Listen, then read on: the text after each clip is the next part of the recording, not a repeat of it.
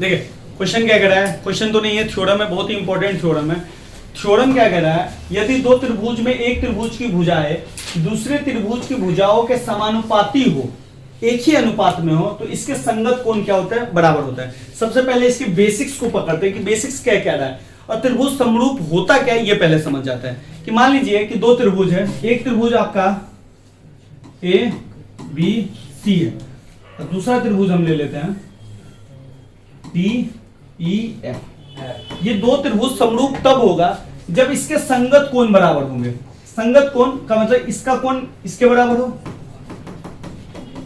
इसका संगत कोण है ये बराबर हो, एंगल बी बराबर एंगल ई, और इसका संगत ये बराबर हो। एक कंडीशन तो ये चाहिए, एक और कंडीशन चाहिए, इसका साइड ए बी और इसका साइड, इसका संगत साइड कौन है डी, तो ये अपोन में हो, बट्टा में हो, प्लस बीसी का संगत साइड कौन है ई एफ बराबर बराबर, और एसी का संगत साइड कौन है डी एफ। ये दो कंडीशन होंगे तब हम कहेंगे कि त्रिभुज एबीसी समरूप, समरूप को ऐसे बोलते हैं उल्टा है, ठीक है, सिमिलर होगा त्रिभुज डीईएफ से। क्लियर है? 6.3 ने आपको ये दिया था, ये दोनों कंडीशन होंगे तब जाके समरूप होंगे। तो 6.3 ने आपको कंडीशन दिया था कि भैया दो त्रिभुज है, दो त्रिभुज के एंगल्स बराबर है तो त्रिभुज को समरूप कीजिए, तो आपने ये दिया था तो आपने ये निकाला। इस त्रिभुज ने कहा कि भुजा जो है समानुपाती है तो त्रिभुज को क्या निकालना है, समरूप। तो समानुपाती दिया है तो अब हमारा कहानी कहां पे बनेगा, एंगल अगर हम बराबर दिखा देंगे तो हो जाएगा कहानी खत्म। तो यही कह रहा है कि यदि दो त्रिभुज में एक त्रिभुज की भुजाएं दूसरे त्रिभुज की भुजाओं के समानुपाती है, ठीक है। तो भैया सबसे पहले कलर थोड़ा सा चेंज कर लेते हैं। दो त्रिभुज है तो पहला त्रिभुज हम ले लेते हैं ए बी सी, ठीक है, ए बी सी। दूसरा त्रिभुज ले लेते हैं, ये क्या हो गया डी एफ, ये डी एफ हो गया, ठीक है। अब इसमें ध्यान रखिए कि त्रिभुज में तो हम पहले थ्योरम जब भी करते हैं तो कुछ लिखते हैं, इंट्रो डालते हैं। इंट्रो डालना है ऐसे, माना कि त्रिभुज एबीसी और त्रिभुज डीईएफ दो त्रिभुज है, दो त्रिभुज है जिसमें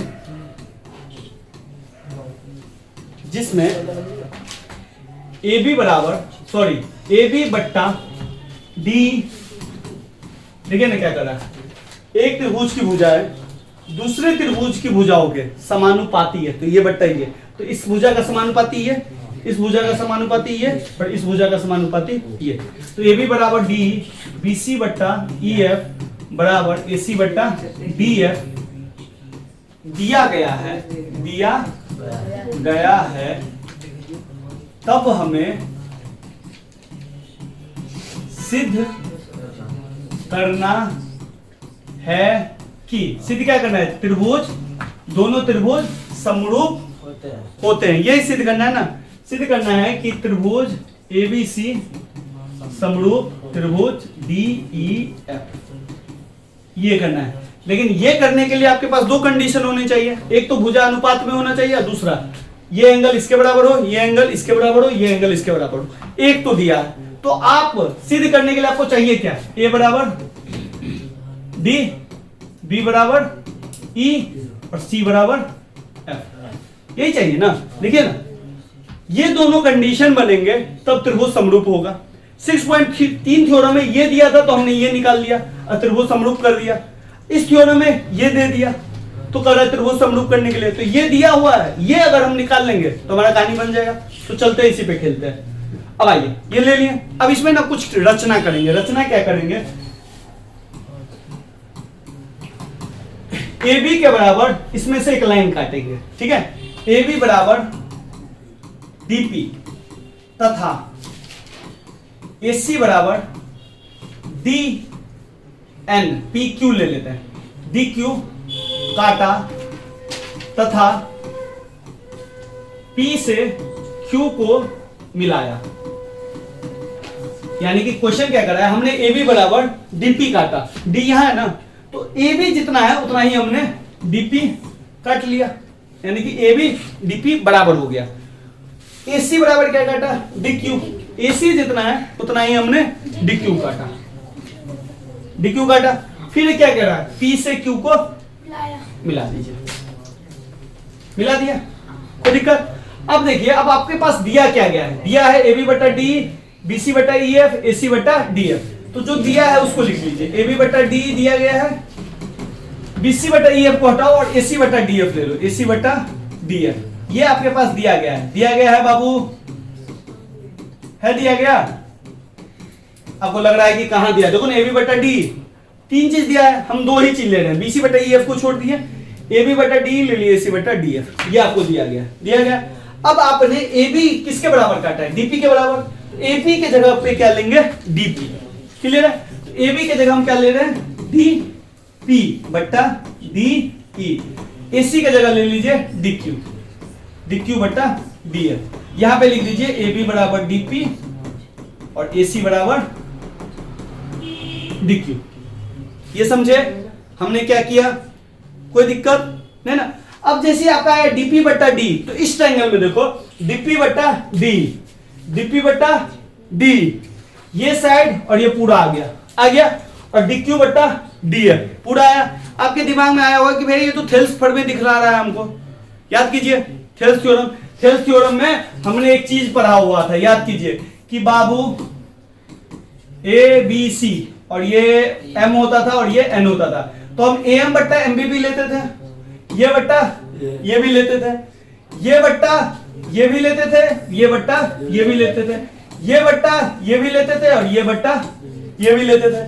ये तीन कंडीशन हम कब लेते थे, जब ये पैरेलल हो, ठीक है। और उसका उल्टा भी तो लेते थे थेल्स के विलोम से, कि अगर ये तीन कंडीशन होगा तो ये पैरेलल ये होगा, होगा। तो यहाँ पे थेल्स थ्योरम का प्रयोग दिख रहा है कि भैया ये तो भैया DE बट्टा DP दे दिया और DF बट्टा DQ दे दिया, तो इसका मतलब ये हुआ कि भैया PQ पैरेलल EF होगा, होगा।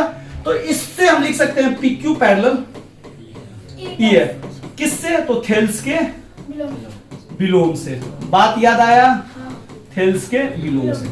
जैसे ही बट्टा PQ पैरेलल EF आया, हमने क्या लिखा, PQ पैरेलल, यानी कि PQ समांतर रहे किसके, EF के। इसका मतलब ये हो गया कि P एंगल E के बराबर है, हुआ।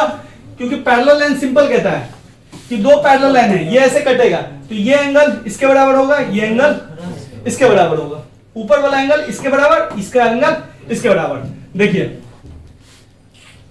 ये यही है ना, ये एंगल इसके बराबर और ये एंगल इसके बराबर हो गया। यहां तक आप बात पहुंचा तो ले लीजिए, ये एंगल हो गया P बराबर एंगल E और P बराबर एंगल Q बराबर एंगल। यहां तक समझने में दिक्कत है तो हमको पहले बताइए, आ रहे हैं स्टेप बाय स्टेप आ रहे हैं। हमको क्या करना है, एंगल दिखाना है ना। अब ध्यान से देखिए, एंगल हमको दिखाना है, तो P बराबर E आ गया, Q बराबर F आ गया, लेकिन हमको लाना क्या है, A बराबर D लाना है, ठीक, B बराबर E लाना है और C बराबर F लाना है, ये लाना है ना। अब देखिए खेल कैसे खेलेंगे, ये एंगल तब बराबर आएगा जब ये दोनों त्रिभुज सर्वांगसम हो जाएंगे, तभी तो ये दोनों त्रिभुज सर्वांगसम होंगे, तभी नहीं ये और ये और ये आ जाएगा। तो त्रिभुज सर्वांगसम करने के लिए हमारे पास कुछ है ही नहीं। त्रिभुज सर्वांगसम क्या होता है, दो कंडीशन से होता है ना त्रिभुज सर्वांगसम, कि भैया चार कंडीशन होता है, सॉरी, एक होता है S S S A A A S A S A S A। इन दोनों त्रिभुज को जब तक सर्वांगसम नहीं करेंगे, ये एंगल ये एंगल ये एंगल ये मिलेगा नहीं मिलेगा। तो हमारे पास सर्वांगसम करने के लिए कोई है ही नहीं, तो सर्वांगसम करने के लिए कुछ नहीं है, तो कुछ और खेल रहे हैं। तो सबसे पहले हमने PQ को, P एंगल को E के बराबर, Q एंगल को F के बराबर बना दिया, कोई दिक्कत। अब इस ट्रायंगल में देखो दो ट्रायंगल है, एक बड़ा ट्रायंगल है और एक छोटा ट्रायंगल है। एक तो सबसे बड़ा ट्रायंगल देखो DF है और एक बड़ा ट्रायंगल है DPQ है, कोई दिक्कत नहीं ना, नहीं है ना, पक्का ले लें। इन दोनों ट्रायंगल में खेलते हैं, ट्रायंगल DPQ और ट्रायंगल क्या है DEF। अब ध्यान से देखो, इन दोनों ट्रायंगल में कुछ चीज आपको सेम सेम मिलेगा, ध्यान से देखो। DPQ में और DEF में सबसे पहले तुम कहोगे कि भैया दोनों का जो एंगल है ना, P एंगल E के बराबर है? इस छोटा ट्रायंगल का P एंगल बड़ा ट्रायंगल के E के बराबर है, तो D बराबर हम क्या देंगे E, और Q बराबर क्या दे देंगे F। ये एंगल मिल गया। आपको एक चीज जान के हैरानी होगी, क्या हैरानी होगी कि दो को एंगल भी अगर मिल जाता है ना तो त्रिभुज समरूप हो जाता है। बात समझे? दो को, जैसे 6.3 थ्योरम में आपने क्या पढ़ा कि त्रिभुज ये एंगल अगर इसके बराबर है, ये एंगल इसके बराबर है, सॉरी ये एंगल इसके बराबर है और ये एंगल इसके बराबर है, तो त्रिभुज क्या होता है? समरूप होता है। तो 3 वो हुआ ना, तो 3 वो एंगल बराबर होगा तभी समरूप होगा। ठीक है, उस वाले में आपने पढ़ा। लेकिन यहाँ पे तो शंकर भैया कह रहे हैं कि भैया एक ही एंगल होगा तभी समरूप होगा, क्योंकि 6.3 में एंगल 3 वो दिया था तब त्रिभुज आपने समरूप किया था। और आप कह रहे हैं शंकर भैया आप तो चीटिंग कर रहे हो, 2 ही एंगल बता रहे हो, ये तो चीटिंग कर रहे हैं शंकर भैया। तो थोड़ा सा देख लेते हैं, इसको भी थोड़ा सा देख लेते हैं। इसको मान लीजिए A B C D E F, ये हो गया। ठीक है, ये 2 एंगल सेम है, ये दोनों एंगल इस दोनों एंगल के बराबर है। ठीक है, ये दोनों एंगल इन दोनों एंगल के बराबर है। तो देखिए भैया A जोड़ B जोड़ C, इधर ले लीजिए D जोड़ E जोड़ F ले लिए। तो AB के जगह AB रख दीजिए, D की जगह भी क्या रख दीजिए A प्लस B बराबर F। इधर भी क्या हो गया A plus B plus C। A से A गया, इधर जाएगा माइनस, B से B गया, तो C बराबर भी क्या होगा F। जब 2 एंगल इक्वल है तो तीसरा भी एंगल इक्वल ही होगा। बात समझे? ये क्या कह रहा है, देखिए ना कि D E के बराबर है, Q F के बराबर है, तो भाई F E के जगह अगर हम D Q रख देंगे तो तीसरा एंगल तो बराबर मिलेगा ही मिलेगा। तो इसमें हमने क्या कहा, इसमें हमने क्या किया, यही किया, A के जगह पे D रख दिया, B के जगह पे E रख दिया, क्योंकि क्वेश्चन ने दिया हुआ है। तो सॉलिड है C F के बराबर मिल गया। तो A से भी क्या होगा, 2 एंगल भी अगर मिल गया बराबर तो त्रिभुज क्या आपका समरूप है। ठीक है, तो इन दोनों से त्रिभुज हमारा क्या हो गया, समरूप हो गया। तो कौन सा त्रिभुज समरूप हो गया, यहां से ले लेते हैं, DPQ और DEX है। तो ले लिए DPQ समरूप त्रिभुज DEF। जैसे ही आपका दोनों त्रिभुज समरूप होता है, तो 6.3 थ्योरम में हम पढ़े हुए थे कि त्रिभुज जब समरूप होता है तो 2 कंडीशन बनता है, एक तो भुजा का अनुपात तो बनता है और एंगल का भी बराबर होता है। तो बेटा इन दोनों ट्रायंगल में हमने बड़ा ट्रायंगल और छोटा ट्रायंगल को समरूप किया, तो बड़ा का साइड छोटे के साइड के बट्टा में आएगा कि नहीं आएगा? क्योंकि देखिए ना 2 केस होता है, ये होगा तो ये होगा, ये होगा तो ये होगा। तो हमारा ये से तो समरूप आ गया, इसी से हमने समरूप लिया, तो इसका मतलब हम इसके भुजा साइड को बराबर बट्टा में लिख सकते हैं, कोई दिक्कत, लिख सकते हैं ना। तो चलिए लिखते हैं, ट्रायंगल यही है, तो सबसे पहले छोटा ट्रायंगल का DP लिख लो, अब बड़ा ट्रायंगल का क्या लिखेंगे D। PQ को हम नहीं लिख रहे हैं, PQ को हम छोड़ रहे हैं, लिखना है तो लिख लो यार, काहे ला कहोगे कि छोड़ दिए। PQ इसका हो गया EF, बड़का का क्या है DQ और DF हो गया। कोई दिक्कत है तो बताइए, नहीं है ना? अब चलते हैं मेन कहानी पे। अब आपने DP बराबर क्या काटा था, DP किसके बराबर है, AB के बराबर है, ले लें। DP आपका किसके बराबर है, DP आपने किसके बराबर काटा है, AB के बराबर, AB और DE ले लो, ले लिए DE, AB बटा DE। PQ बराबर PEF लो, हमने बस इन दोनों को उतार दिया। ठीक है, और हमने चेंज क्या कर दिया, DP के जगह पे AB हमने डाला। कैसे? क्योंकि हमने DP बराबर AB रचना में काट दिया। जैसे हमने AB बटा DE किया, PQ बटा EF किया, वैसे देखिए AB जो है AB बटा DE किसके बराबर है, BC बटा EF के बराबर है, लिए है। तो हम इतना 2 को लिख लेते हैं, ये 2 को। कहिएगा ऐसा क्यों लिखे भैया, क्योंकि देखिए इसको ले लिया और इसको ले लेते, AB बटा DE और बराबर BC बटा EF ले लिए। अब जैसे इन दोनों को लिए, यहां पे लिख देना है दिया गया है, इन दोनों को लिए। अगर इन दोनों को अगर हम इक्वल करेंगे तो आप जानते हैं बराबर वाला साइड कटेगा, बराबर वाला साइड कटेगा, बराबर वाला साइड कटेगा तो क्या आएगा, इधर बचेगा, कहोगे कि भैया इधर बचेगा PQ बटा EF और इधर क्या बचेगा, अब तुम कहोगे कि भैया नीचे भी इक्वल है, तो नीचे भी कैंसिल। तो PQ बराबर क्या मिल गया? तुम कहोगे भैया PQ जो है PC के बराबर मिल गया, यानी कि भैया आपका तो ABC ट्रायंगल DPQ ट्रायंगल का तो समरूप मिल गया। कैसे? तो देखो, तो त्रिभुज लो, त्रिभुज ABC और त्रिभुज DPQ। अब कहिएगा कैसे? तो AB बराबर DP तो मैंने काटा था, तो ये साइड तो इस साइड के बराबर है, ये है, प्लस हमने AC बराबर DQ काटा था, ये दो को तो हमने काटा था, और तीसरा हमको मिल गया PQ बराबर, यानी कि BC जो है PQ के बराबर है।